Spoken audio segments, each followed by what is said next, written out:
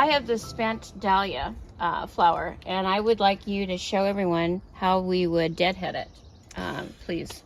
Yeah, I would take it all the way back to where the node is. So here you have another spent flower, and then you have this one that's just spent. Right. So I'd take it all the way down to where that node is. Right. That leaf node. Right. And just nip it off right there. Okay. And then that pushes energy back into the plant, so the existing buds will, you know, bloom out. And one other quick question. So if I were to save the flowers on there, I could use the seeds for next year. Yes. But I think what the best thing for me to do is those are tubulars that I did from a year and a half ago. These little ones in front, I was thinking that I probably would save the seeds from those. Yeah.